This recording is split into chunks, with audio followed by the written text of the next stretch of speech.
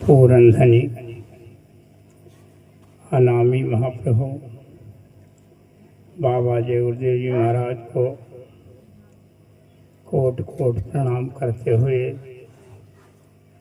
आज हमारे भारत के विभिन्न अंचलों से आए हुए सभी धर्म प्रेमी बंधुओं, नन्हे मुन्ने बच्चों, माताओं, बहनों, सभी को हमारा हाथ जोड़ करके सादर जय गुरुदेव।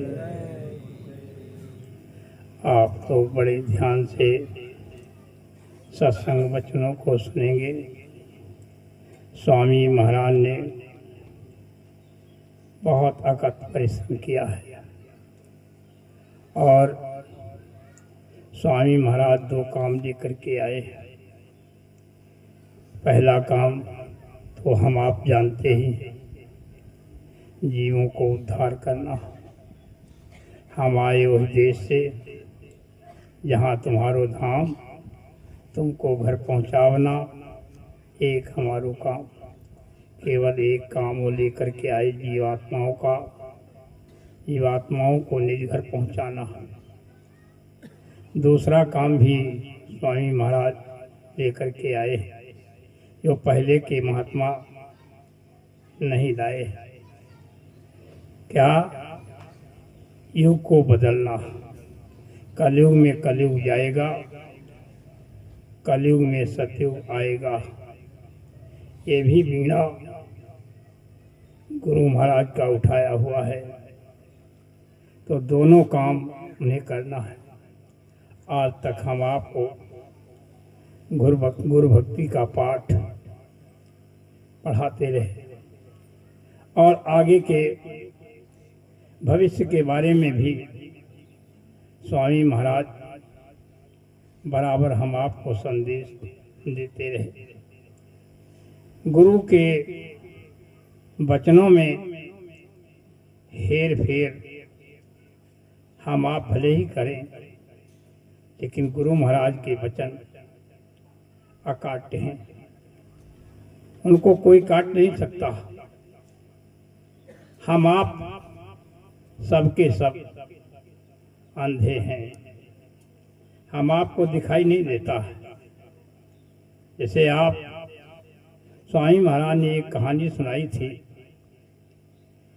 कि 4 अंधे थे, रास्ते में बैठे आपस में बातचीत कर रहे थे। तब तक उधर से एक हाथी वाला आया। उसने कहा, हटो हटो, रास्ते से हट जाओ, हाथी आ रहा है, हटो हटो। अंधे रास्ते से तो हट गए, लेकिन आपस में कह रहे हैं कि हाथी कैसा होता है। हाथी तो हमने कभी देखा नहीं, कैसा हाथी होता है। तो उस पहलवान ने, क्या देखना चाहते हो? हाँ, दिखा दीजिए। अब वो तो अंधे हैं, जन्मांध। जब जन्म से अंधे, तो हाथी कहाँ देखा? तो खड़ा कर दिया, देख लो। चारों अंधे उस हाथी को टटोल रहे हैं। जय गुरुदेव। चारों अंधे उस हाथी को टटोल रहे हैं। एक ने हाथी को ऐसे टटोला तो मालूम हुआ कि ये तो दीवाल जैसा है। हाथी दीवाल जैसा है। दूसरे ने उसके पैर को पकड़ा तो उसने देखा इसे टटोल करके, उसने कहा ये हाथी खंभे जैसा है। तीसरा जो था उसने हाथी के कान को पकड़ा, देखा, उसने टटोला तो उसने कहा हाथी सूप जैसा है, जैसे सूप होता है सूप जैसा। चौथे ने हाथी की पूंछ को पकड़ करके देखा तो उसने कहा हाथी रस्से जैसा होता है। अब हाथी वाला तो अलग हट गया।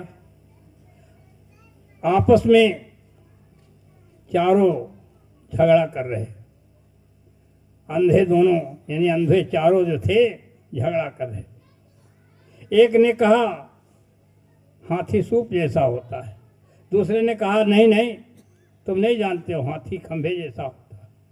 तीसरे ने कहा नहीं नहीं हाथी तुम नहीं जानते हो, हाथी दीवार जैसा। चौथे ने कहा नहीं तुम एक भी नहीं जानते हो, वास्तव में तुम अंधे ही हो, हाथी तो रस्सी जैसा होता है। आपस में चारों लड़ रहे थे। तब तक उधर से महात्मा जी आ गए। क्या बात है, क्यों लड़ रहे हो? आपस में चारों क्यों लड़ रहे हो? तो चारों ने अपनी अपनी बात बताई कि हाथी खंभे जैसा होता है, हाथी सूप जैसा होता है, हाथी दीवार जैसा होता है, रस्से जैसा होता है। तो महात्मा जी ने कहा तुम कुछ नहीं जानते हो, तुम चारों अंधे हो, देखना चाहते हो दिखा दीजिए। महात्मा जी के पास बढ़िया अंजन था, उनके आंखों में अंजन लगा दिया, चारों की आंखें खुल गईं। कहा देख लो ये हाथी खड़ा है कैसा। अब तो उनकी सारी जो है लड़ाई खत्म हो गई। ये जो है सारी लड़ाई खत्म हो गई जब आंख खुल गई। वास्तव में उसी तरीके से हम आप अंधे हैं, हम आपको दिखाई नहीं देता। अब स्वामी महाराज की किसी ने एक बात पकड़ ली, वो लड़ रहा। दूसरे ने दूसरी बात पकड़ ली, वो भी जो है मानने को तैयार नहीं। तीसरा स्वामी महाराज की तीसरी बात पकड़ ली।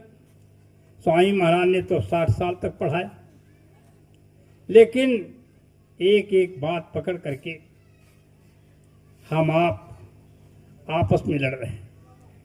हम आप वास्तव में सबके सब सत्संगी प्रेमी भाई यानी एक ही पिता की संतान है, लेकिन भ्रमवश लड़ रहे हैं। ये बात हम आपको सोचना चाहिए कि जब कोई आँख वाला हमारे आपके सामने आएगा और वो जो है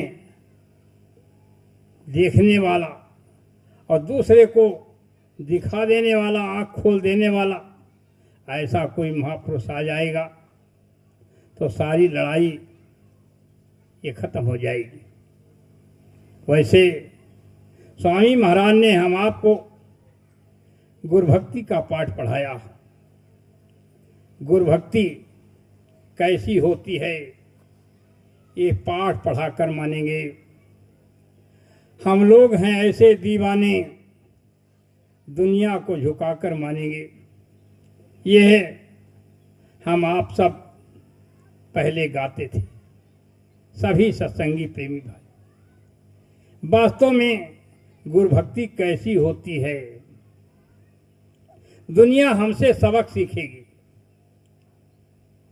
आगे आने वाली पीढ़ी याद करेगी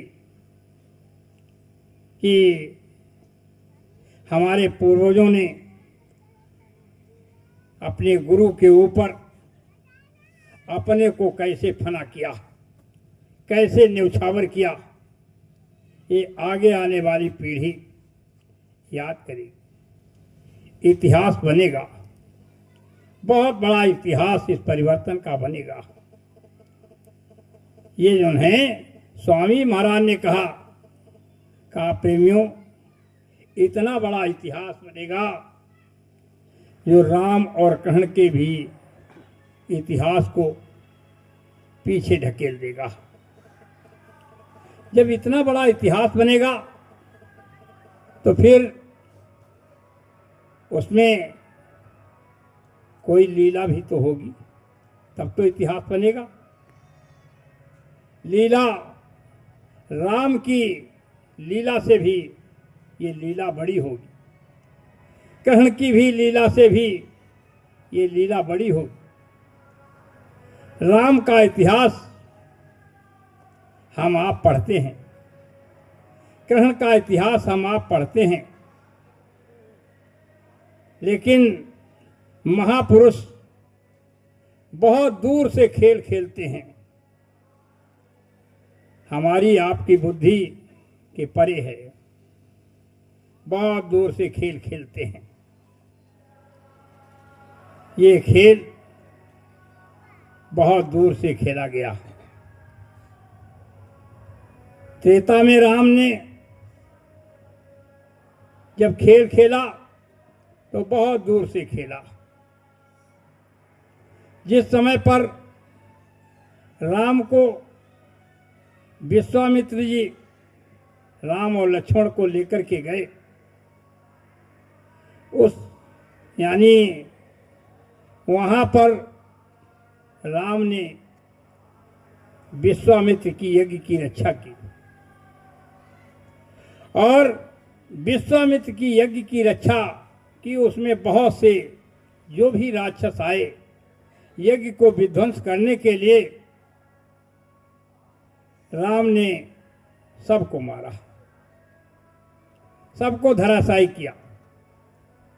लेकिन एक राक्षस को नहीं मारा। क्यों नहीं मारा? अभी उससे कुछ काम लेना है। बिना फरका बाण मार दिया, उसके जान से नहीं मारा, वो सैकड़ों योजन दूर गिरा जाकर के, सैकड़ों योजन दूर गिरा। उसके बाद में कितना समय बीत गया, समय बहुत बीता। उसके सीता स्वयंवर हुआ, उसके बाद में सीता का विवाह होने के बाद राम अयोध्या वापस आए। अयोध्या में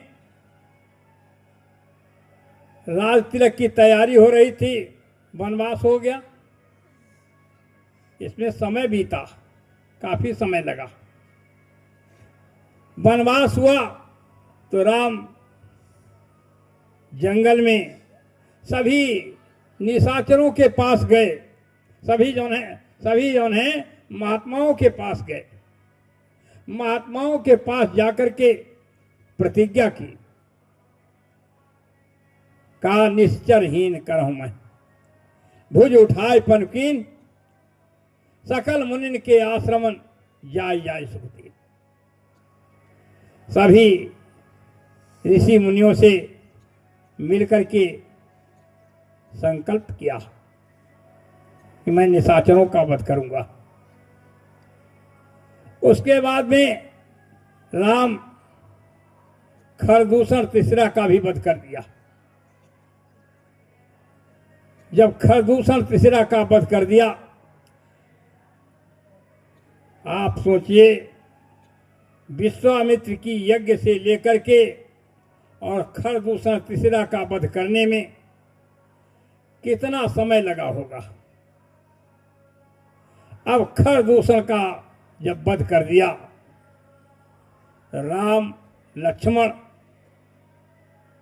और सीता फटिक शिला पर बैठे हुए। फटिक शिला पर जब बैठे आपस में बात कर रहे, राम ने लक्ष्मण को हटा दिया वहां से, कहा जाओ थोड़ा कंद मूल फल ले आओ नाश्ता के लिए। लक्ष्मण को तो वहां से हटा दिया, अब सीता और राम दो ही रह गए। अब दो पर दो बात हो रही है आपस में। राम ने कहा कि सुनहु प्रिया व्रत रुचिर सुशीला, मैं कछु करब ललित नरलीला। अब यहां से नरलीला शुरू होती है। अभी तक कुछ नहीं कहा, हम अब नरलीला करना चाहते हैं। ऐसी थे तुम मेरी बात सुनो। सीता ने कहा हमारे लिए क्या आदेश है? आप नरलीला करेंगे तो हमारे लिए क्या आदेश है? राम ने कहा कि तुम पावक मह करहु निवासा, और तब लग करहु निशाचर नासा। तुम अग्नि में प्रवेश हो जाओ, तब तक हम निशाचरों का वध कर दें। राम के कहने पर सीता तुरंत अग्नि में चली गई। असली सीता अग्नि में है, वो नकली सीता रह गई।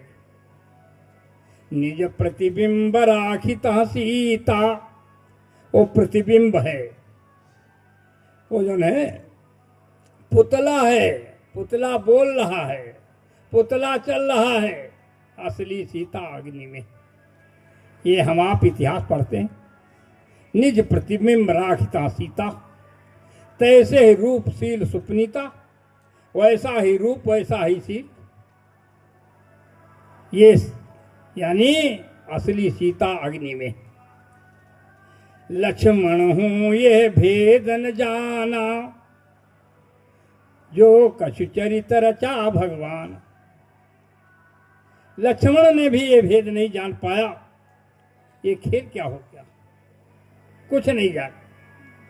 पुतला बोल रहा, पुतला चल रहा। लक्ष्मण जी ने नहीं भेद जान पाए। पास में रहने वाले अंगरक्षक, ये तीन लोक के मालिक की लीला है। ये तो अनामी महाप्रभु हैं। हम आप आज तक इनको अनामी महाप्रभु कहते थे। अब अनामी महाप्रभु की लीला कैसी होगी?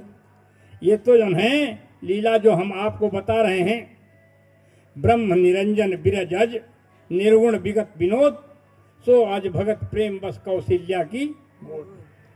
तीन लोक के मालिक निरंजन भगवान की लीला। अब वो जो है पुतला बोल रहा, पुतला चल रहा। लक्ष्मण जी ने नहीं जान पाया।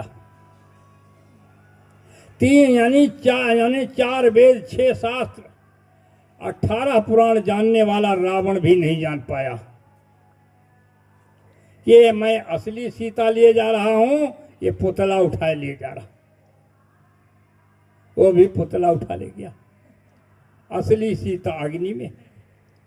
ये हमारी आपकी रामायण कहती है। आप सोचिए, विचार कीजिए, और जो है वही 4 वेद, 6 शास्त्र, 18 पुराण जानने वाला रावण अपने मामा मारीच के पास पहुंचा। मारीच से कहा तुम सोने के हिरण बन जाओ, हम सीता हरण करेंगे। मारीच ने अपनी पुरानी बात याद दिला रहा। वो भी जो है विश्वामित्र की यज्ञ को विध्वंस करने गया था। पुरानी बात याद करा रहा। बीजनी मारीच ने कहा जो है मुनि मख राखन गयो कुमारा। रावण से कहा, अरे मैं विश्वामित्र की यज्ञ को विध्वंस करने गया था। मुनि मख राखन गयो कुमारा, बिन फर सर रघुपति महिमारा। कहा यही दोनों बालक विश्वामित्र की यज्ञ की रक्षा करने गए थे, और मैं विश्वामित्र की यज्ञ को विध्वंस करने गया था। मुनि मख राखन गयो कुमारा, बिन फर सर रघुपति महिमारा। बिना फर का बाण, उसमें लोहा नहीं लगा था, ऐसे मार दिया। का 7 योजन आयो छन माही, सैकड़ों योजन पर मैं गिरा करके, 7 योजन आयो छन माही और 3 सन बैर किए भल नहीं। इनसे बैर करना उचित नहीं है। रावण को मारीच समझा रहा, पुरानी बात याद दिला रहा, लेकिन रावण ने क्या कहा? रावण ने कहा तुम मेरे कहने पर सोने के हिरण बनते हो कि नहीं बनते? नहीं तो ये तलवार देखी तुम्हारे 2 टुकड़े कर देंगे। अब तो मारीच ने सोचा कि दोनों तरफ से हमारी मौत है। अगर इसके कहने पर सोने के हिरण नहीं बनेंगे तो ये मार देगा। अगर हम सोने के हिरण बन जाते हैं तो राम मार देंगे। दोनों तरफ से हमारी मौत है। उभय बीच देखा निज मरना, तब ताकिस रघुनायक सरना। जब दोनों तरफ से मौत देखी, कहा चलो राम के हाथ मरे, इसके हाथ क्यों मरे, चला गया। अब आप सोचिए, अगर मारीच को राम ने उस समय पर विश्वामित्र की यज्ञ को विध्वंस करने गया था, मारीच उसी समय अगर मार दिया होता राम ने, तो क्या सीता हरण हो पाता? नहीं हो पाता ना। कितनी दूर से खेल खेला गया, बड़ी दूर से ये खेल खेलते। महापुरुष बहुत दूर से खेल खेलते, हमारी आपकी बुद्धि के परे है। स्वामी महाराज ने भी कहा प्रेमियों, बहुत सी शंकाएं उठेंगी। जब समय पर भविष्य की झलक एक किताब स्वामी महाराज ने निकाली थी। स्वामी महाराज ने कहा कि इसको पढ़ने के बाद बहुत सी लोगों के अंदर शंकाएं उठेंगी, लेकिन शंका का समाधान यानी आने पर ही होगा। जब तक मालिक नहीं आएंगे तब तक शंका का समाधान नहीं हो सकता। और ऐसे शंकाएं उठेंगी, तो शंकाएं तो हैं।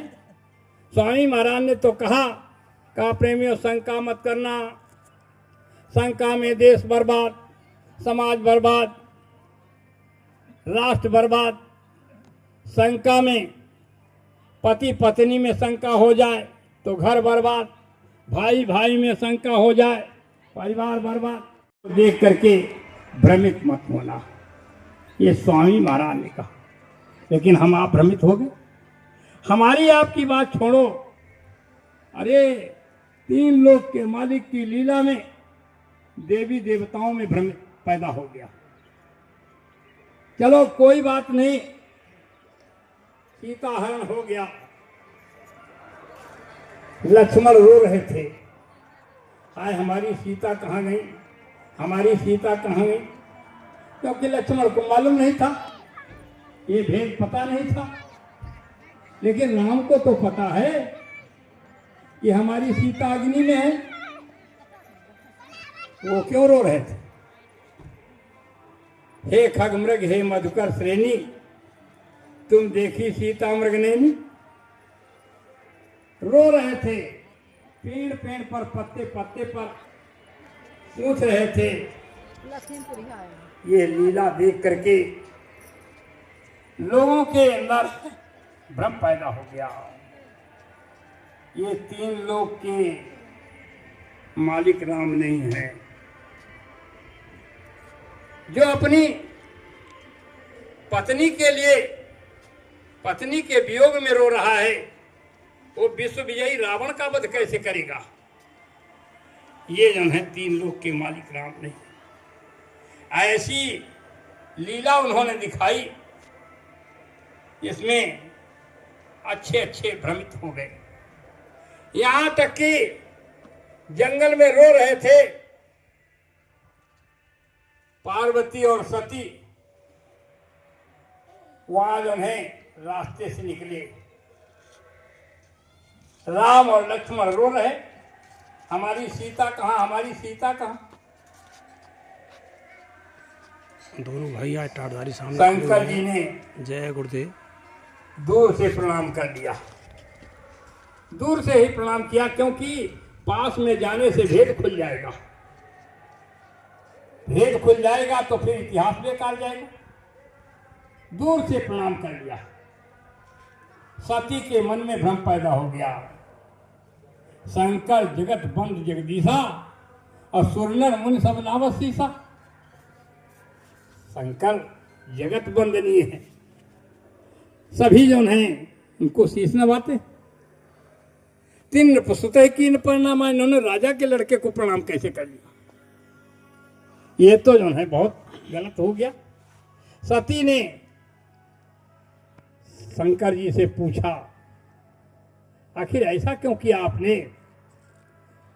शंकर जी ने कहा, सती जी तुम नहीं जानती, ये तीन लोक के मालिक हैं, ये राम हैं, ये ईश्वर हैं, इनकी न लीला चल रही है।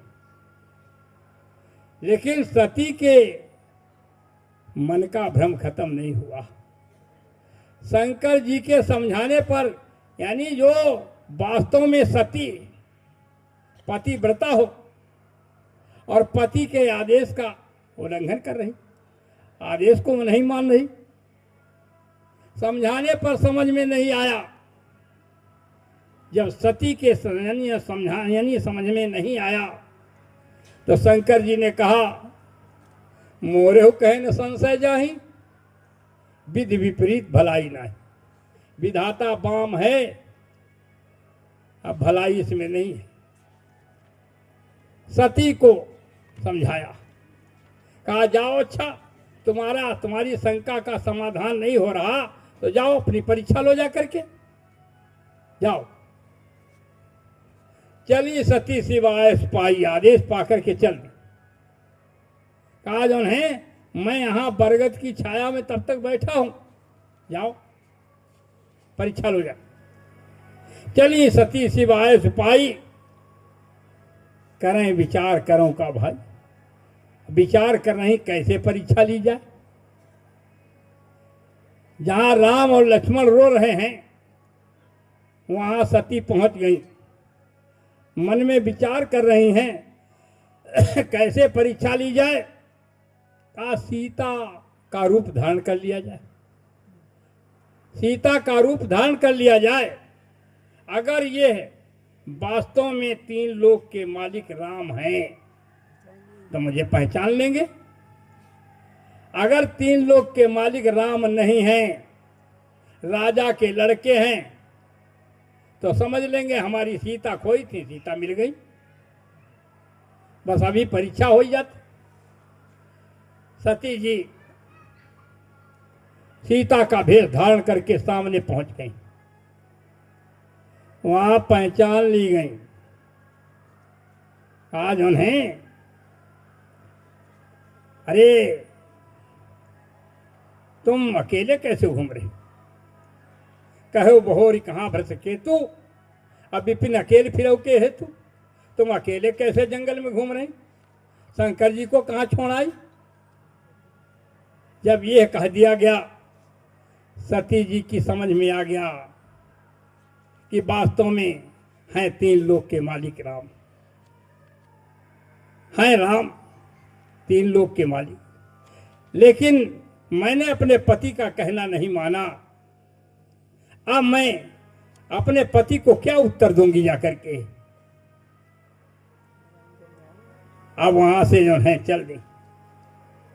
जैसे चली तो उन्होंने तीन लोक के मालिक जो राम थे, उन्होंने अपनी लीला दिखाई। सती देख रही हैं, आगे राम लक्ष्मण सीता जा रहे। इधर को निगाह उठाई तो देखा राम लक्ष्मण सीता जा रहे। पीछे को देखा तो देखा फिर उधर भी राम लक्ष्मण सीता जा रहे। सती ने सोचा अभी तो इनकी सीता खोई थी, अब तो सीता भी साथ में, ये क्या मैं देख रही हूं? जब कुछ समझ में नहीं आया तो जो है सती जी आंख बंद करके बैठ गई। जब समझ में नहीं आया कुछ आंख बंद करके बैठ गई और बहुर बिलो क्यों नैन उघारी। जब दोबारा आंख खोल करके फिर देखा, कछु न दिखता दक्ष कुमारी। देखा न राम न लक्ष्मण न सीता, वहां कुछ नहीं। अब तो वहां से वो चल दी और सोच रही हैं कि अब हम क्या बताएंगे जाकर के अपने पति को। देखिए माया का खेल, देखिए जो सती हो और पति से झूठ बोल रही। शंकर जी के पास पहुंची, पूछा, कहो परीक्षा लेकर के आ गई। सती जी ने कहा, कछन परीक्षा लीन गोसाई, किन प्रणाम तुम्हारी नाई, तुम्हारी तरीके से मैं प्रणाम करके चली आई। अब देखिए झूठ बोल रहे, किन प्रणाम तुम्हारी नाई। तब शंकर देखे उधर ध्याना। शंकर जी ने ध्यान धर करके देखा, सती जो किंचरी सब जाना, जो कुछ उन्होंने किया सब जान गए। क्या किया इन्होंने? सती कीन सीता कर भेसा, शिव शिव उर भयो विषाद विषय। कहा सीता को मैं माता मानता हूं और इन्होंने सीता का भेष धारण किया है। अब तो दुख है इस बात का कि जो माता का रूप धारण कर ले उसको धर्मपत्नी के रूप में हम कैसे रखें। ये उनके सामने समस्या। शंकर जी ने प्रण कर लिया, यही तन सती भेंट अब नाही, और शिव संकल्प कीन मन माही। पति से परित्याग हो गया।